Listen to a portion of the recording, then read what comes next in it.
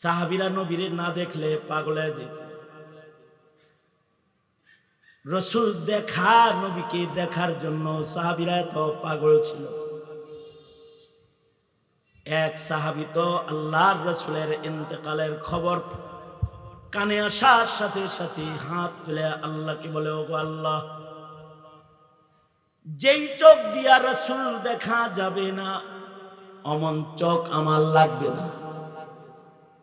যেদিন আল্লাহর রাসূল ইন্তেকাল করলেন, আব্দুল্লাহ বিন যায়েদ বিন আব্দে রব্বিহি সাহাবী খেজুরের বাগানে কাজ করতেছেন।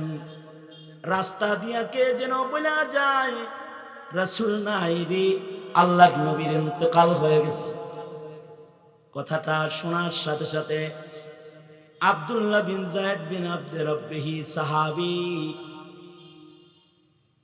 দুইটা হাত তুলে আল্লাহকে বলতেছে, ওগো আল্লাহ, এই যে আমি চোখ বন্ধ করলাম, আল্লাহ গো, তুমি আমার দৃষ্টি শক্তিটা লইয়া যাও।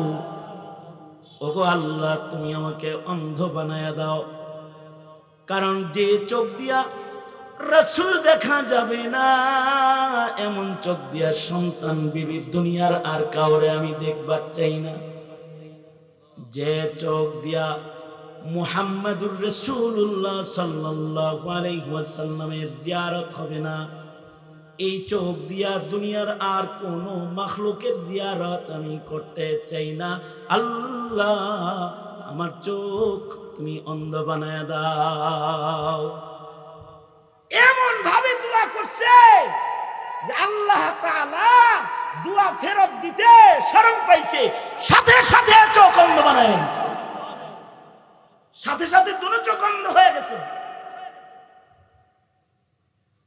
কেসা প্যার, আল্লাহর রাসূলের সাথে কেমন মুহাব্বত, ভালোবাসা, নবীরে দেখার জন্য কতটা পেরেশান, আর না দেখার বেদনা কতটা, এইরকম বেদনা। আমার দেশের মুমিন যুবক, কিশোর, আবাল, বৃদ্ধ, বনিতা, আলেম দেখার লেগে পাগল হয়। যারা গণতন্ত্রের রাজনীতি করে ওরা তো বুঝে ঘোরার দিন। ওরা মনে করে কি এইগুলা মনে হয় মৌলবীরে ভোট দিতে যায়, আর মৌলবীরা মনে হয় এবারে বৈশা ভোট চায়। মগা বিষয়টা তা না। এরা নবী প্রেমিক, তো রাসূল দেখো না, তো দেখতে পারে না। যন্ত্রণা উঠা গেলে নবীর নায়েব দেখার জন্য হাজির হয়ে যায়, নায়েবে নবী দেখতে হাজির হয়ে যায়। এটা একটা নবী প্রেম। সাহাবী বলে, আবু হুরায়রা বলে, ওগো আল্লাহর নবী, আপনারে দেখতে পাইতেছি না, আপনারে না দেখা আমি আবু হুরায়রা পাগল হয়ে গেছি। বাগানের গেট খুঁজা পাই না, যেখান দিয়া পানি বের হয় ড্রেন দিয়া হামাগুড়ি দিয়া ভিতরে ঢুকছে। আল্লাহর রাসূল আবু হুরায়রাকে বলে, এই আবু হুরায়রা, এই যে আমার জুতা নাও। কয়, নবীজি, আমি খালি আহি নাই, আপনারে না পায়া কিন্তু গোটা মদিনা আপনার খোঁজে বাইর হয়ে গেছে। সাহাবীরা দলে দলে আপনারে খোঁজার লেগে দৌড়াইতেছে, আসতেছে। আল্লাহর রাসূল বলে, আবু হুরায়রা, এই যে আমার পায়ের জুতাটা লও। আমার জুতা সবাই চেনে, আমার এই জুতা লইয়া যাও, তাড়াতাড়ি আমার আশেক উম্মত গুলারে বলো, মান ক্বালা লা ইলাহা ইল্লাল্লাহ দাখালাল জান্নাহ। আমার উম্মত গুলাকে খুশ খবর শোনায় দাও, যারা মুখে বলবে লা ইলাহা ইল্লাল্লাহ মুহাম্মাদুর রাসূলুল্লাহ, এটা বলার সাথে সাথে তারা জান্নাতি হয়ে যাবে। খবরটা যে আমি তোমারে বলছি সাক্ষী হিসেবে, দলিল হিসেবে, আমার পায়ের নালাইন জুতা তোমাকে দিয়ে দিলাম। জুতা হাতে লয়ে বলবা, এই যে কেবল নবীর কাছ থেকে আসলাম, রাসূল বলেছেন, হে কালিমাওয়ালারা, যারা তোমরা পড়েছো লা ইলাহা ইল্লাল্লাহ, তোমরা সব আল্লাহর জান্নাতি। আল্লাহু আকবার, জোরে করে বলেন। আবু হুরায়রা তো এমন সুন্দর খবর পাইছে, আর জুতা দিছে আল্লাহর রাসূল দলিল হিসেবে। জুতা দুইটা হাতে নিয়ে দিছে, এক দৌড়ে গেটের কাছে গেছে, সবাইরে খবরটা দেওয়ার জন্য যাইতেছে। জান্নাতে খবর, এই কালেমাওয়ালারা ডরাইস না, সব জান্নাতে যাবি। রাসূল বলছে আমাকে তোদের জানাইতে বলছে, এই যে নবীর জুতা, এটা বলার লিগা নিচে দৌড়। হযরত আবু হুরায়রা গেটের কাছাকাছি যাইতেই দেখে দৌড়ায়া পাহলোয়ান উমর বাগানে ঢুকতাছে। সর্বপ্রথম সাক্ষাৎ উমরের সাথে। এই আবু হুরায়রা, কই যাও কয় নবী একটা খবর দিছে, এই যে দেখেন না নবীর জুতা আছে হাতে। খবরটা নবীর উম্মত করে বলবার লেগে যাইতেছে। তাড়াতাড়ি এই খবরটা নবীর উম্মতদেরকে পৌঁছাইতে হবে। আল্লাহর রাসূল বলেছেন, যাও যাও আমার উম্মতকে খবর দাও, কালেমাওয়ালারা জান্নাতে যাবে। হযরত উমর, মুহাদ্দাস হযরত উমরের হৃদয়ের ভেতরেও আল্লাহর কথা ইলকা হয়। হযরত উমর আবু হুরায়রার সামনে দাঁড়ায় কয়, নবীর জুতা তোর হাতে থাকলে কি আমি তোরে যাইতে দিব না? এই কথা আমি তোকে বলতে দিব না। যা পিছনে যা, এটা বলা যাবে না এখন, পিছনে যাও। না না না, আল্লাহর রাসূল বলছে বলতে, আর আমনে ফিরেন। কারণ সাহাবীর কাছে নবীর কথার মূল্য তো বেশি। আবু হুরায়রার কাছে তো উমরের কথার চাইতে নবীর কথার মূল্য বেশি না। আবু হুরায়রা উমরের ধাক্কা দিয়েই যায়, কিন্তু উমর তো পাহলোয়ান উমর এইরকম পাহলোয়ান উমর। নবী হিজরতের পরে সাহাবীরা গোপনে রাতের আধারে হিজরত করছে। পাহলোয়ান উমর গোটা মক্কাকে চ্যালেঞ্জ করে কোমরের তরবারিটা বাইর করে কয়, যাইতাছি নবীর কাছে, কোন মায়ের পুত যদি থাহস আয়া পর, দৌড়ে বিধবা করতে চাইলে সামনে খাড়া কল্লা ফালাইয়া দেবো। কেউ যদি চাস নিজের মায়ের কল খালি করবি, খালি আয়া পর, আমি মুহাম্মাদুর রাসূলুল্লাহ সাল্লাল্লাহু আলাইহি ওয়াসাল্লামের আশিক, আমি উমর আমার নবীর কাছে যাইতেছি, সাহস থাকলে ফিরা আমার। আল্লাহু আকবার করে বলেন। পাহলোয়ানের দমটা কি? এই পাহলোয়ানরে ধাক্কা দিতেছে আবু হুরায়রা। হযরত উমর বুক বরাবর একটা মুক্কা মারছে, একটা ঘুষি দিচ্ছে। এক ঘুষি দিলে তো আবু হুরায়রা চিত হয়ে পড়ে গেছে। হযরত উমর গেছে নবীজির কাছে, এটা তো চিৎ করে ফালাইয়া দিছে। ঘুষি খায়া চিন্তা করছে, এবার তো ঘুষি দিছে, এরপরেও যদি সামনে যাই তাহলে তরবারি দিয়ে গলা কেটে। নবীজি হযরত উমর সামনে গেলে উমরের সাথে কথা বলতেছে। হযরত আবু হুরায়রা কাঁদতে কাঁদতে আল্লাহর রাসূলের কাছে যায় কয়, জুতা দুইটা দিলেন দলিল হিসাবে, বললেন সবাইরে সুখবর দিতে যে চিন্তা করতে মানা করো, সব আল্লাহর জান্নাতে যাবে। ও আল্লাহর নবী, আপনার কথাটা কারোর কাছে কইতে পারলাম না, শুধুই মাত্র ওনার কাছে বলছিলাম। একটা ঘুষি দিছে, বেদা করতেছে, পড়ে গেছি। হযরত উমর সামনে দাঁড়ানো আল্লাহর রাসূল বলে, উমর তুমি কি তাকে মেরেছ? হ্যাঁ আমি মারছি। আপনার এই কথাটা জজবায় জুতলে ওরে সবার কাছে বলতে কইছে কে? মদিনায় যত ইমানদার আছে সব ইমানদাররা সব তো ইমানদার না। এই কথার রহস্য তো সবাই বুঝবে না। ও যদি আপনার জুতা হাতে লইয়া সবার কাছে এ খবর বইলা দেয়, তাহলে যারা কিছু নামাজ রোজা করে এটি কালমা পইরা নামাজ ছাইরা ঘরে বয়ে থাকবো কালেমা লয়া, মানুষদের আমলের ভেতরে সমস্যা হয়ে যাবে। এ কারণে আমি উমর তারে ঠেক দিছি আর একটা ঘুষি মারছি। আল্লাহ রাসূল বলেন, উমর তো ঠিকই বলছে। আল্লাহু আকবার, আরো আস্তে করে বলুন, একটু আস্তে করে বলুন। আল্লাহর রাসূল বলতেছে উমর ঠিক বলেছে, তো এই কথা এখন বললে তো সমস্যা আছে। এই কারণেই কিন্তু আউলা কেশ, পাগল বেশ, তবলা বাবা, দয়াল বাবা, কেবলা কাবা যারা আছে, এদের না নামাজ লাগে, না সুন্নত লাগে, না রোজা লাগে, না হজ্জে বাইতুল্লাহ লাগে। এরা ওই যে কালমা লয়ে বয়ে রইছে, শুধু কালমা দিয়ে জান্নাতে চলে যাবে।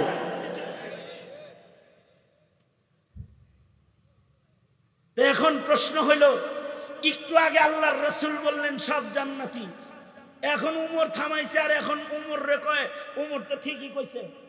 তাহলে নবী একটু আগে বলল কি, এখন বলে কি? তো হযরত উমর বলে, নবীজি একটু আগে একা একা যখন ছিল, তো আল্লাহ পাকের রহমত দিয়ে ঘেরা অবস্থায় জান্নাতকে এত কাছে নবীজি দেখতে ছিল যে আল্লাহর রাসূলের কাছে মনে হইতেছিল এই তো কালিমাওয়ালার জান্নাত কাছে আছে। কারণ রহমতি খোদাবন্দির দরিয়ার ভেতরে আল্লাহর রাসূল দাঁড়ায়া ছিল, আল্লাহর রহমতে ঘেরা অবস্থায় থাকার কারণে নবীজি জজবার হালতে ছিল। এবার যখন উমরের লগে কথা কইতেছে, এবার ওই হালতটার একটু পরিবর্তন হয়েছে। এবার হযরত উমরের কথাই আল্লাহর রাসূল সাল্লাল্লাহু আলাইহি ওয়াসাল্লামের কাছে আফজাল মনে হয়েছে। সাহাবীরা বলে, মুহাদ্দিসরা বলে, আল্লাহর রাসূলের কাছে খালি আফজাল মনে হবে কেন? আল্লাহর কাছে উমরের কথা ভালো লাগে। উমরের কলবের হালত এমন যে উমর যদি কিছু বলে, আল্লাহ তাআলা কোরআনের আয়াত করে ওইটাকে জমিনে নাজিল করে। আল্লাহু আকবার করে বলে।